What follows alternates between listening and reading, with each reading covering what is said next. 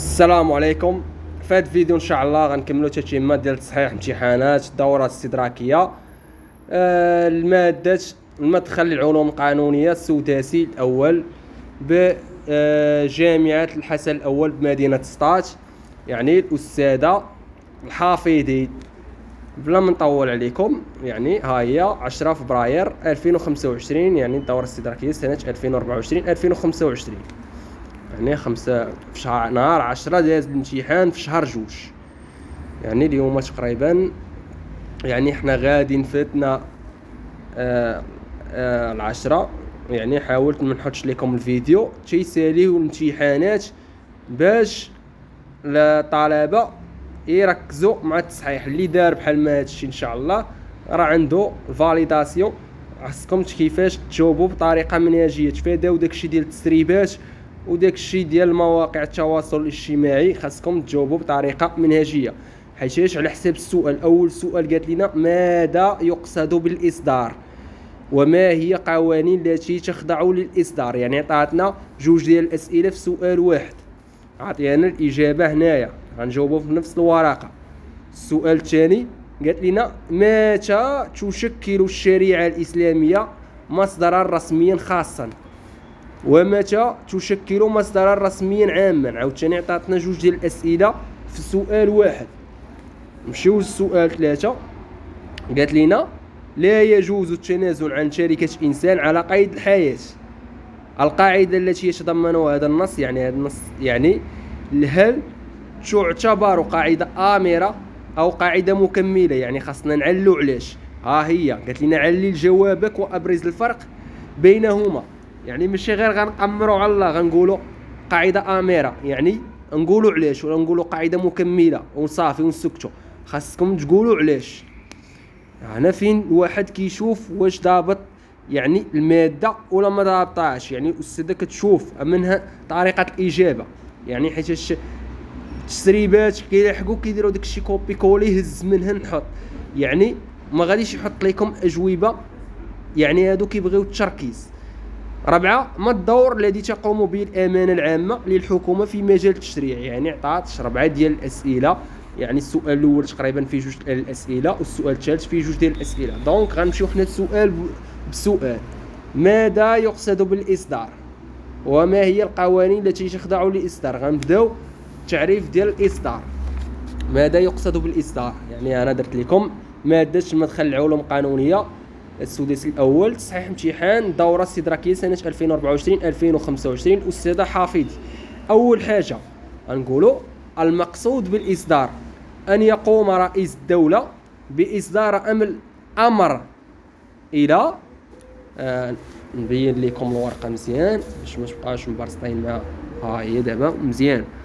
يعني غنقولوا المقصود بالاصدار ان يقوم رئيس الدوله باصدار امر الى رجال السلطه التنفيذيه التي يرأسها ندير فاصله يعلمهم فيه بصدور القانون الجديد عاوتاني فاصله ويوجب عليهم في تنفيذ ذلك القانون على الوقائع اللاحقه لتاريخ العمل به. دونك هو عطينا شنو كيتقصد بالاصدار. يعني شفتوا هي حيت على حساب ليسباس، انا كنعطيكم نتوما كتبوا على حساب ليسباس. يعني الا كنتو باغيين تطولوا معاها راه غطولوا، بغيتو ما تطولوش ما تطول. قالت لنا ما هي القوانين التي تخضع للاصدار؟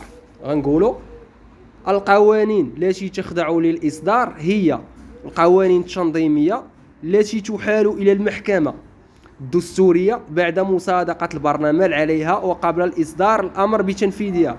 شو ها نتوما 1 2 3 4 5 6 ديال السطوره. يعني جاوبنا فيها على شنو كيتقصد بالاصدار وشفنا القوانين اللي كتخضع لها، يعني 7 ديال السطوره. نمشيو نشوفوا تقريبا هنا شحال 1 2 3 4 5 6. يعني 6 راه مزيانه. ها نتوما 2 4 6. يعني انا راه كاتب لكم كبير، تقدروا نتوما تما في الورقه تكتبوا صغير وغيقدكم. يعني انا تنحاول نعطيكم مختصر المفيد. نمشيو دابا السؤال رقم 2. قالت لنا متى تشكل الشريعه الاسلاميه مصدرا رسميا خاص ومتى تشكل مصدرا رسميا عاما. غنمشيو غنقولوا جوج. تشكل الشريعة الإسلامية مصدرا رسميا خاصا بالمغرب وقت تأطير مكانة الدين داخل النظام السياسي، إذ يعد الملك المتحكم الرسمي في توجيه الديني للدولة. يعني احنا دوينا على المصدر الرسمي الخاص، غنعاودو نرجعو للسطر كنديرو عارضة. تشكل الشريعة الإسلامية مصدرا رسميا عاما بعد استحضار الأكاديمي ذاته في مؤتمر القانون الدولي المنعقد بلاهاي سنة 1973، الذي اعتبر الشريعة الإسلامية مصدرا من مصادر التشريع العام وسجل أنها قائمة بذاتها. دونك هانتوما جواب يعني كي كان 1 2 3 4 5 6 7، نقولوا 7 نقولوا 6، يعني 1 2 3 4. يعني الا كتبتو صغير راه غيقدكم حنا. وديما سطروا كما انا مسطر لكم بالخضر، بينوا الاستاذ هادو، حيت كيقدروا الاساتذه ما كيقراوش كلشي، بعض المرات كتبين ليه هادو باللي كيعرفك راك داخل في اطاريه المنهجيه القانونيه وانك ما خارجش على السطر، يعني ماشي غير كتكتب عشوائي، يعني راك كل حاجه كتجاوبوا عليها الحد فالقد. مشيو دابا السؤال رقم 3. السؤال رقم 3 وقالت لنا لا يجوز التنازل عن شركة إنسان على قيد الحياة.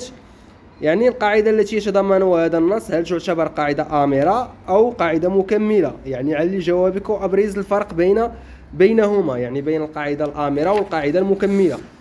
دونك غنقولوا نعم، لا يجوز التنازل عن شركة إنسان على قيد الحياة ولا إجراءه أي تعامل فيها أو في شيء مما تشتمل عليه ولو حصل برضاه، وكل تصرف مما سبق يقع باطلا بطلانا مطلقا. وفي هذه الحالة تعتبر قاعدة آمرة. احنا جاوبنا لا عليه، يعني تعتبر قاعدة آمرة، يعني احنا درنا نعم يعني لا يجوز، يعني هذا النص اللي قالت لنا لا يجوز بصح يعني كتعتبر قاعدة آمرة. وغنديروا دابا الفرق بين القاعدة الآمرة والقاعدة المكملة. غنقولوا القاعدة الآمرة هي تلك القاعدة التي لا يجوز للأفراد مخالفتها أو الاتفاق على عكسها، وهذا يعني أن السلطان إرادة الأفراد منعدم إزاء القواعد القانونية الآمرة، فإلزام هذه القواعد لهم إلزاما مطلقا ولا يملكون أمامه الخروج على أحكامها بإرادتهم أو باتفاقات يعقدونها فيما بينهم. يعني دابا دوينا على القاعده الامره، غنشوفوا الفرق بينه وبين القاعده المكمله. دابا غندويو على القاعده المكمله. غنقولوا القاعده المكمله يقصد بها القاعده الغير الامره والتي تهدف الى تنظيم مصلحه مشتركه او مصلحه فرديه للاشخاص فقط، في الحالات التي يكون هؤلاء الافراد غير قادرين على تنظيم علاقاتهم بانفسهم، وبالتالي للافراد أن يتجاهلوا تلك القاعدة المكملة، بل يجوز لهم الاتفاق على عكس ما قررته. دونك أنا درت لكم 1 2 3 4 5 6 7 8، يعني غادي ندخلوها بحال في 16 8 9 10 11 12.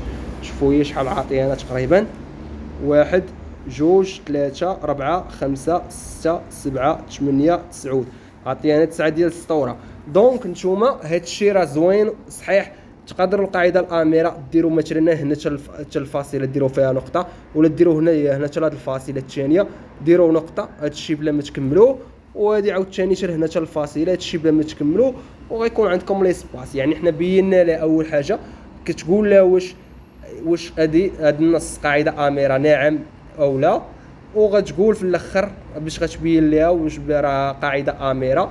ها هي في هذه الحاله قلنا تعتبر قاعده امره، وكدير الفرق بيناتهم. يعني ديما سطروا بحال ما هكا، بينوا بالسير وقدر، بينوا المصحح، بينوا الاستاذ او الاستاذه فين ما اي بلاصه كنتو مدوزين بها بينوا.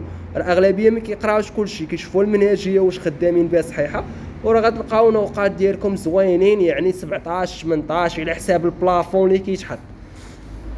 يعني حيت ماشي بحال كو سي ام لا ماشين تقدر تعطيك 20 على 20، ولكن بروف ولا استاذه كيكونوا مصحين قليل اللي كيوصلوا ل 20. يعني 17 18 16 يعني معروفين هادو ديال منهجيات قانونيه او نازله او اسئله مباشره ما كيتحطوش عشرينات قليل. شو السؤال 4 قالت لنا ما الدور الذي تقوم به الامانه العامه للحكومه في مجال التشريع. يعني هنا عاطيانا الكتبه 2 4 6 8 ديال السطوره، حنا غنعطيوها داكشي ملخص. غنقولوا الدور التي تقوم به الامانه العامه للحكومه في مجال التشريع هو تتبع مسار مشاريع النصوص القانونيه من خلال مراقبه مطابقتها لأحكام الدستور ومن عدم منافقتها للنصوص التشريعية والتنظيمية المعمول. كنديروا نقطة في نفس السطر نكملوا. كما تعمل على ترجمتها إلى اللغة الفرنسية وكذا نشرها بالجريدة الرسمية. كنديروا نقطة كنكونوا سالين الجواب ديال السؤال 4 يعني 1 2 3 4 5. دونك هي عاطينا 1 2 3 4 5 يعني زوين تكتبوا تخليو السطر وتكتبوا في السطر يعني او تكتبوا يعني على حساب كما كتبتوا هنا. مثلا كتبتوا في هاد الاسئله الاولين السطر ما نقصتوش حتى في هذا ما تنقصوش ولا يبقى عندكم ليسباس. يعني هادشي اللي كاين في الامتحان ديال الاستاذه هي الحفيظي الدوره الاستدراكيه سنه 2024 2025 في ماده المدخل العلوم القانونيه السداسي الاول. واللي عجبو الفيديو كيف ديما ما ينساش الاشتراك في القناه كدعم من اجل المواصله. بارطاجيو مع الاصدقاء ديالكم وخليو لي التعليق ديالكم الاساتذه اللي بغيتو تشوفوهم مستقبلا.